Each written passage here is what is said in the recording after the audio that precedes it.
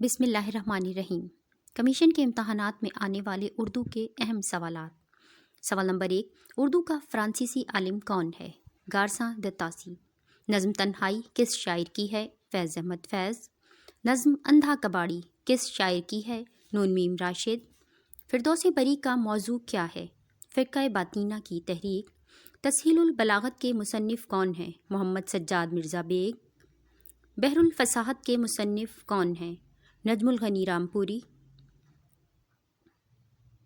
نعتیہ قصیدہ لامیہ کس کی تخلیق ہے؟ محسن کاکوری۔ کئی چاند تھے سر آسماں کس کا ناول ہے؟ شمس الرحمن فاروقی۔ اقبال بیت المقدس سے کون سی نظم کا تحفہ لے کر آئے؟ ذوق و شوق۔ لندن کی ایک رات کس کا ناول ہے؟ سجاد ظہیر۔